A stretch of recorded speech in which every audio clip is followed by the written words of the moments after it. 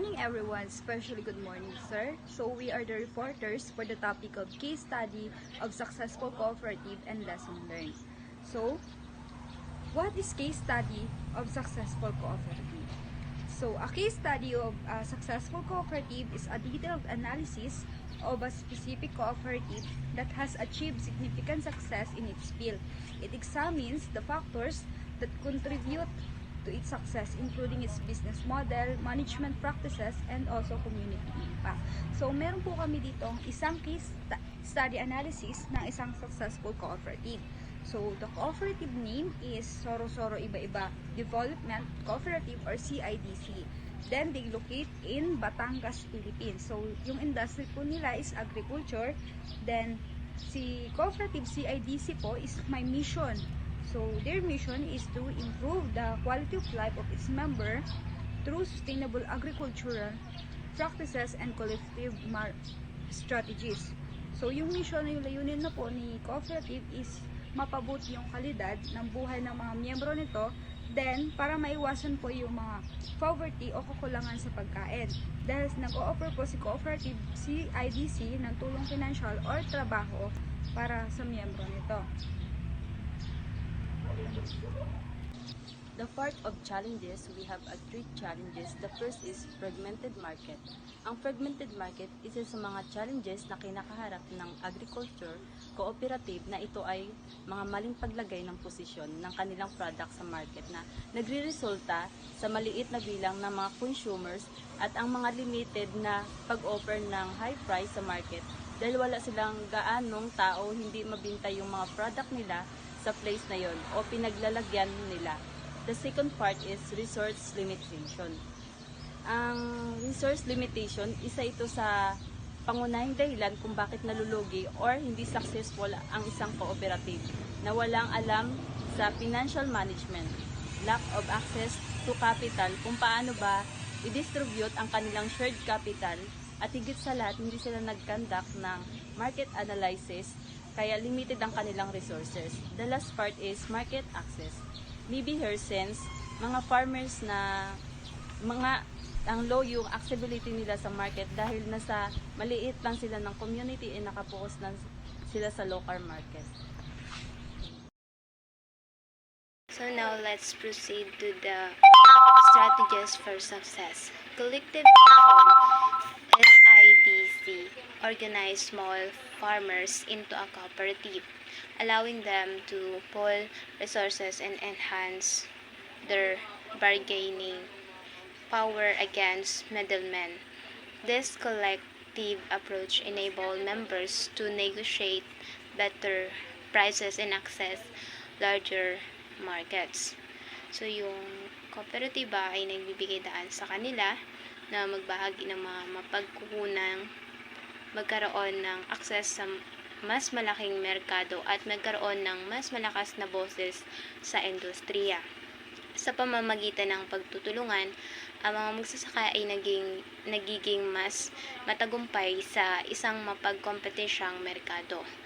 Sa vertical integration naman po is the cooperative adopted a vertically integrated model, controlling feed production, breeding, raising, and processing hogs. This approach improved efficiency and reduced costs associated with external suppliers. Sa vertical integration, narito ang mga benepisyo ng kanilang diskarte. So, pinahusay na kahusayan na alis ang inefficiencies sa bawat yugto ng proseso. Pinababang gastos na nababawasan ang pagdedepende sa mga panlabas na supplier. Dito ay kinokontrol din nila yung kalidad mula sa feed hanggang sa pagproseso, na may ganap silang control sa kalidad mula sa feed hanggang sa pagproseso. Ang discarding ito ay tumutulong sa kanila na kontrolin ang mga gastos, mapabuti ang kalidad at mapataas ang kanilang kita. Sa market expansion, SIDC actively sought contract with institutional buyers and expanded into export markets, providing its members with stable income and better pricing for their products. So, dito ang diskarte ay nagbibigay ng mga pag pagiging matatag sa nakita ang mas maasang mapagkukunan ng kita mula sa mga kontrata, mas napapahusay at nakakakuha ng mas mataas na presyo para sa mga produkto dahil sa access sa may malaking merkado. Sa pamamagitan ng pagpapalawak ng kanilang abot sa merkado is tinitiyak ng kooperatiba ang isang matatag na kinabukasan para sa mga miyembro nito.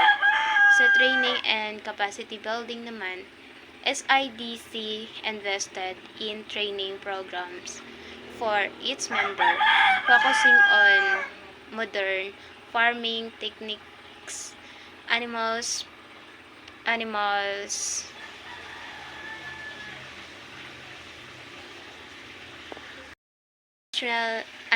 husbandry and business management skill. This education empowered farmers to improve productivity and profitability. So, sa training and capacity building, ang pagsasanay na ito ay nagbibigay ng mga sumusunod na benepisyo na bagong pamaraan sa pagsasaka. Natututo ang mga magsasaka ng mas mahusay at napapanatiling mga kasanayan. Pag-alaga ng hayop, natututo sila kung paano alagaan ng maayos ang kanilang mga hayop na humahantong sa mas malusog at mas produktibong mga baboy. Mga kasanayan sa pamamahala ng negosyo, nakakakuha ng kaalaman upang pamahalaan ng kanilang mga sakahan ng mahusay at gumawa ng mahusay na mga desisyon sa negosyo. Yun lamang po. Maraming salamat. Current success in impact. So despite their challenges, they have an achievement to attain. So we have 4 achievements. So first, we have increased probability. So it may refers to the high income surplus to the cooperative came from their operation. So maybe is natagumpayan po nila yon or naging successful yung pag-face nila sa mga challenges during the transactions and na-contribute yon sa mga paglaki o paglago ng kanilang kita. Then, second one is market position. So, isa siguro sa mga naging win o naging dahilan ng paglaki ng kanilang kita is yung magandang placement ng kanilang product sa market na kung saan is ginagamit o sinusunod nila yung mga process ng 4Ps. So, the 4Ps which is people, place, promotion, and price. Then, the third one is sustainable growth. So, sustainable growth, as the cooperative, they follow the right rules and values when it comes to their operation. So, napapanatili po nila yung pagiging successful ng isang cooperative. Then, consistent ang member engagement ng bawat membro. And at the same time po is nasa proper management ang mga elected officials. Then, lastly is community development. So, ito naman po is tumutukoy siya sa contribution ng cooperative sa kanilang community or society.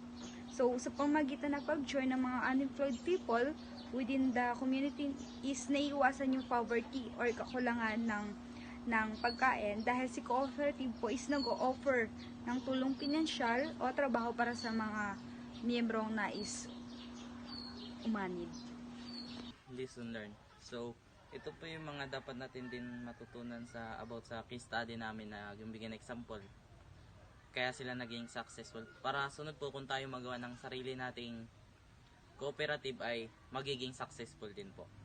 So, yung mga dapat nating maano dito ay yung importance ay ang kanilang power of collective action. Yun po yun. Yun ay, kasi po, sa power of collecting action, kaya nagtatagumpay ang isang cooperative dahil dito para yung mga maliliit nilang problema ng isang cooperative ay kanilang ina-actionan agad upang hindi na lumaki. Kunyari ito yung magiging problema nila, ina-actionan nila agad yung isang problema para hindi na lumaki pa ito at hindi pa lumawak pa. Ganon din, kaya dapat nating makuha yun at dapat nating matutunan yun na ang problema habang maliit pa ay dapat ina-actionan na. And sunod ay yung investment in education. Sa isang cooperative ay dapat nagbibigay sila ng mga edukasyon sa kanilang mga member about sa isang cooperative para alam ng mga bawat member yung gagawin nila sa isang cooperative at magawa nila yung parte nila sa cooperative para maging successful. Ganon din yun sa atin. Kung gagaya natin, dapat nag-aano tayo sa mga cooperative natin, nagbibigay tayo ng education about sa cooperative para alam yung mga ginagawa natin. Yun lang sa lesson learn. Dapat maano natin yung mga lesson na yun para someday pag mag-ano tayo ng cooperative ay magiging successful din. Yun lang.